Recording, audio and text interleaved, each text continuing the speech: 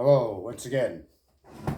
Tonight's topic is leaving an abusive relationship, and in order to maintain a healthy recovery. So, when we recover from alcohol or drugs, sometimes we're in a relationship, and most of the time the relationship is an abusive one, a volatile one, and one that's where both parties are constantly bickering and fighting with one another, and there might be violence involved, domestic violence, family violence, some control issues, some jealousy issues between the two of them, and one will also might not want to stop drinking or stop using drugs. Chances are both are using. It's not always the case, but most of the time, both partners are using alcohol or drugs, and this is how two people sometimes get attracted to each other because they have this sort of thing in common. And tonight I'm having cherry Pepsi, so I don't have my bottomless cup of coffee tonight. I have cherry Pepsi. Also, Oreo is in the house. He's here to help me host the show. Um, he gives me inspiration, and he is my spiritual guidance dog, and so um, it's kind of like having the eagle feather. But anyways, I wanted to get more into leaving an abusive relationship. So when you're in an abusive relationship and you want to continue on in your recovery, you don't want to be in a relationship where you're it's volatile, or any kind of relationship that's going to be hurting your recovery. So you're a lot of times it's the men who are abusive, and woman has to figure out how to get out of that situation.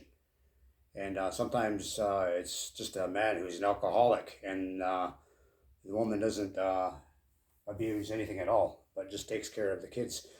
But either way, uh, whatever the case may be, whether both parties are using or not, or both parties are abusive or not, but the thing is, if it's a volatile situation and you're constantly fighting in front of kids all the time, picking up things, and he's punching the walls, and uh, violence. You know what I mean? Like violence, getting drunk, ordering people around, being just being completely a real prick. And women can be like this too. So I will come to that. But what you need to understand is you have to stand firm when you're leaving somebody. You have to be very firm about what you're doing. Uh, you need to realize that in order, if you stay in this relationship, it's you're not hurting, or you're only hurting yourself. You're not really helping yourself. And if you're trying to get sober, and you're with an abusive person, the chances are you're not going to stay on your road to recovery very long, because you're constantly stressed out. You're with a person that's stressing you out all the time. If you're with somebody that's stressing you out, you got to constantly, they're always fighting with you. They're always, you got to walk on eggshells with them, and they're always yelling at you. Or they snap and they get mad over just nothing, and who the hell wants to live with someone like that? And so you get tired of it. It gets sickening after a while, right? And it doesn't matter if you're a man or a woman. You just it doesn't. After a while, that other person, when they're abusive, they're screwing around on you. They're constantly flirting. They got people in their chat boxes. They're always constantly with whatever, with screwing around on you behind your back, and people tell you, but you ignore it. Okay, if that's a situation you want to be in, and you make your own, you make your own bed, right? You can only make your own decision. You can, whether you stay in a relationship or not. Okay, you got 2 feet. If you're capable of walking and you're not disabled, if you're capable of walking, you 1 foot in front of the other. That's how you get out the door. That's how you get away from the relationship. That's how you start your recovery. Okay, if you're going to stay in it, you're not doing anything to help yourself. You're not doing anything to help your kids if you have kids together, or if you brought kids into the relationship, or if they brought the kid. You're only passing on that same garbage, what you're going through, so that they can go on into, your daughters can go into abusive relationships too, and find abusive men, so that your sons can become abusive and act the same way as your partner is. Or you're for me, I was on my way to sober. I'm going to talk a little bit about an abusive relationship that I was in, and this was the last relationship that I was in, my last common law relationship with this person, and it lasted for 2 years. But it was long enough that I decided, I'm trying to get sober. I'm doing whatever I can to get sober, and I relapsed. Like, when I was with her, and I started drinking when I was with her. It's because she started drinking, and it just, the way the situation was I was in a men's shelter, and I met a woman in a recovery program, and that sort of thing, and I ended up moving in with her into her condominium in Toronto, and I stayed there for a couple of years, and I trusted her with a lot of my life, my personal life, just because I was being open, because I believe in a relationship. If you really really start to love someone, or you want to love someone, you have to be open, right? So that's what I was doing, open about myself. And look, I'm not the greatest guy in the world. Situations, stuff has happened to me in my life, stuff has happened to me, and I've done just like what I've shared with you in some of my videos. So this person turned around and made a public spectacle out of it, and she still tries to do it today, because of the fact that I walked out uh, in order to get sober. I had to get away from this person because she wouldn't stop chasing after other men, and she was a lot younger than me, anyways. Like, she was still in her 20s, and I was in my 40s. So it was really didn't. She still wanted to play the field yet, and have other men all the time, and the worst. I just decided I don't want that anymore. So she tried to keep me in this relationship by controlling everything I do, and using the police and calling police on me. She had me arrested a couple times and thrown in jail. I should have left the relationship then, when I had to sit in jail because of her calling cops on me. I was not always at fault. She assaulted me with a phone. She hit me over the head with a phone, and she did all sorts of different things before I finally walked out. But when I walked out, I showed her that she was vulnerable to be walked out on. Like, she probably hasn't, never had. She was a good-looking woman, and she had men eating out of her hand. But I wasn't going to do that. I decided, I'm taking my life back, taking charge of my life. I went back to the men's shelter, and once I left that relationship, I got sober, and I'm 11 years sober today, folks, because I got out of that relationship, and because I got out of those situations. I don't need any more women like that. Okay, I don't need any more assholes in my life. The way as soon as I see a person, as soon as somebody starts getting controlling, starts getting stupid with me, starts getting abusive, or starts raising her voice at me, get the hell out of my life. I won't put up with that. I have zero tolerance today, and the stronger you are, the longer you are in recovery, the stronger you will get. Okay, so when someone's abusive to you, and they're supposed to love you, uh, they don't make fun of your body parts, or make fun of you, or how tall you are, or how short you are, or the size of your legs, or how fat you are, or how skinny you are, or you know that's abusive. Okay, how many of you had a partner do that to you? They say, oh, come on, I'm only joking. Like, can't you take a joke? Why say it if it's a joke?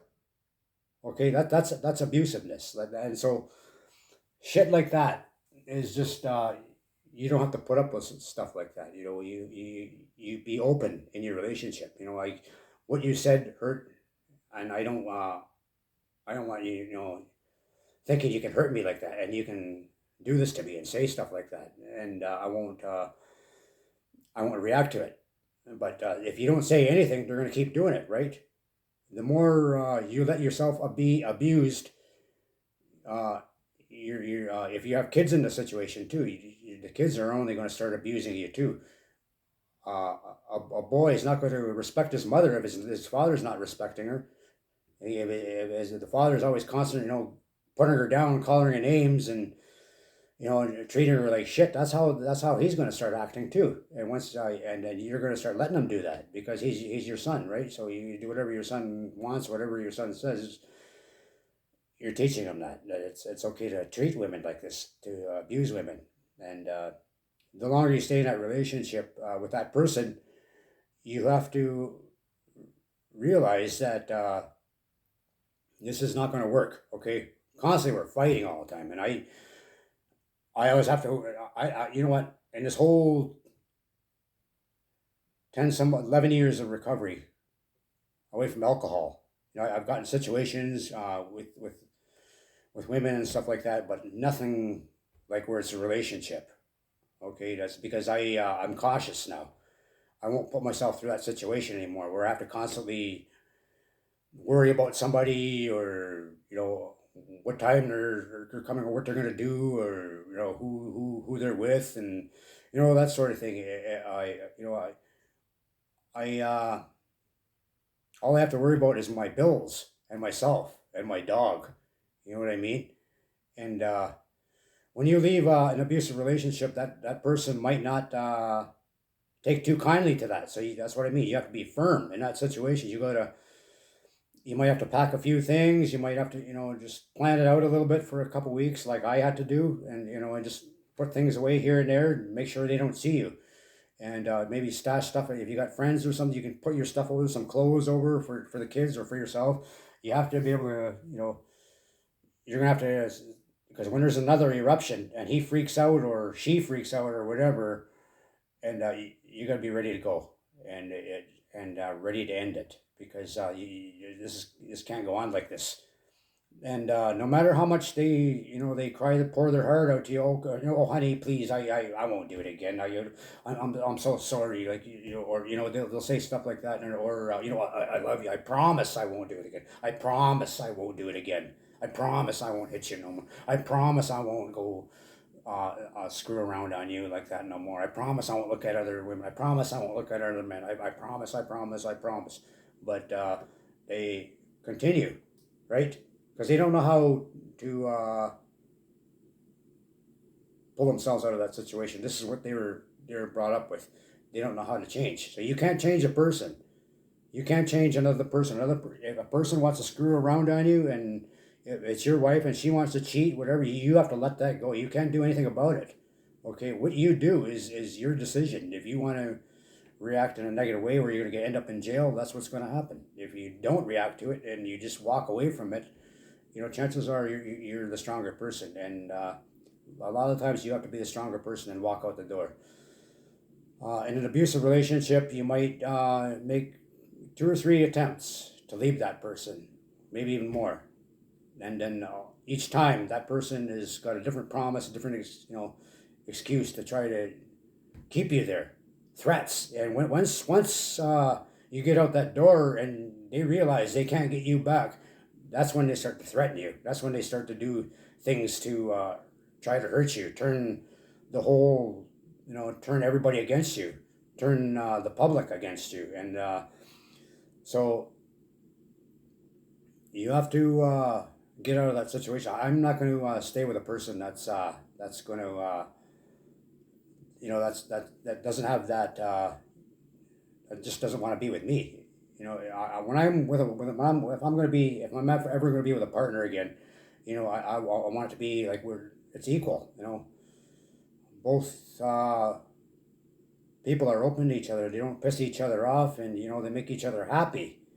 They don't go look around here and all over and run around, and they have all these different guy friends and different women friends, and that, I'm that's just my way of seeing things. When you're with somebody, be with that person. Like, if you can't be with that person, and that person, just tell them. Like, you be honest. You have to be honest, right? And if you don't want to be with that person anymore, you got to be honest about that too. Like, hey, I'm sorry, but I can't handle this relationship no more. Like, I'm not going to.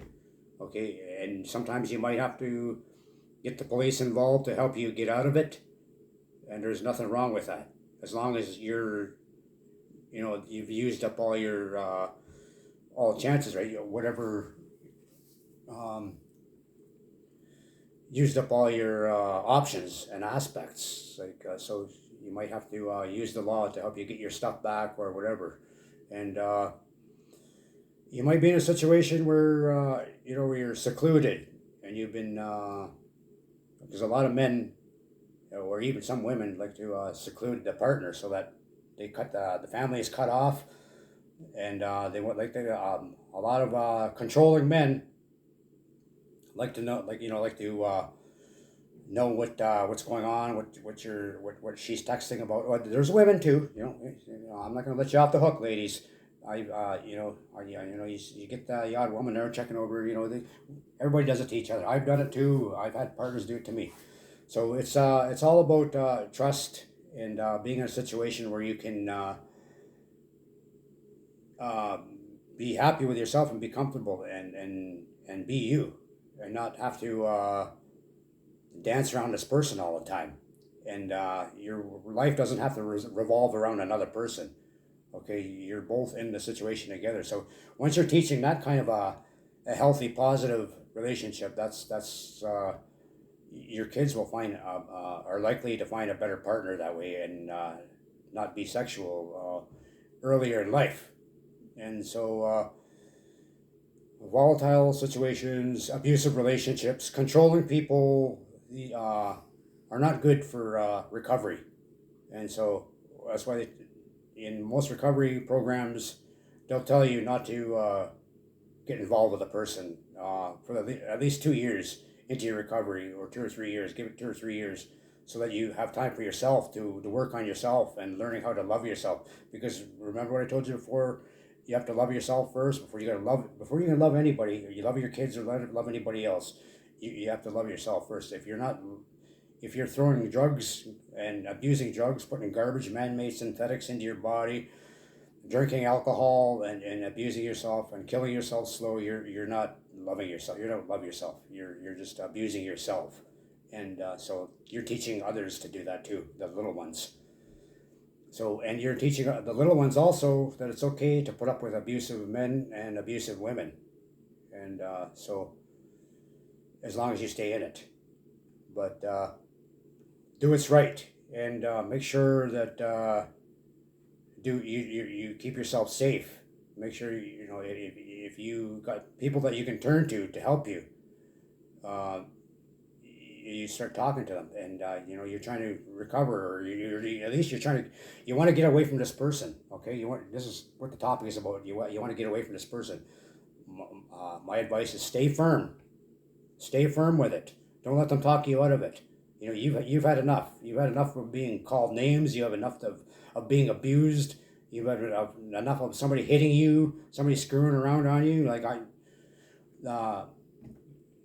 who the hell needs to put up with that shit? You don't need to put up with that. You need time for yourself, and for your recovery. And so I hope that helps some of the folks out there, especially some of the folks that are a lot younger than I am,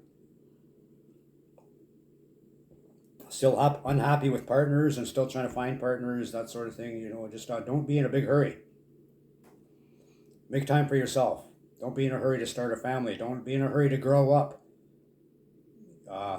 Just teach yourself to be an adult. Teach yourself to love yourself first before you get into these long-term commitments, because that's what they are. When I was the same way when I was in my teens and 20s. I wanted to grow up right away. I wanted to be married. I wanted to my own home. I wanted to be rich with a beautiful wife, and we're in a situation. We're in a time these days, like back in the 1920s and 30s. There weren't as the population in the world was not as strong as it is today. So the population in the world is probably double, tripled by now. So, and we have all this social media, all different kinds of technology. So it's very easy for folks to intermingle with each other and find other partners, or uh, end up in situations where they're screwing around, okay, and just being not faithful. And so, like I said, you have to be truthful and firm with what you believe in. And if it's not working, don't stay in it, because chances are it's not going to work. And if you don't have that person's support, and all they're trying to do is just bring you down and do nothing but turn people against you, you just try to avoid them at all costs. You might have to block them, do whatever. There's a lot of people that I blocked on my Facebook because I just don't like them, or I just don't agree with their terms or their lifestyles or whatever, and or because they've been abusive to me, or they're opposed to me or whatever. So if I don't want someone on my Facebook, or I block them. There's no law that says that I have to have them on there, and I can remove them whenever I want. And so that's including like my exes. Like I don't have all my exes blocked. Like I have a couple that are still there that I still because it's I have still have friendships. It's not romantic anymore. I don't have any romantic situations like that anymore. So you have to be firm when you leave. Be firm, and don't let someone control you. Don't let someone abuse you and keep hurting you. Okay, when they once you leave them, that there's no turning back. Don't put up with that. Miigwech. Aha. Bamon pe mina kwabin. Mina wabang. Thank you. I'll see you again tomorrow. Mina ga waswabang. Maybe again day after tomorrow.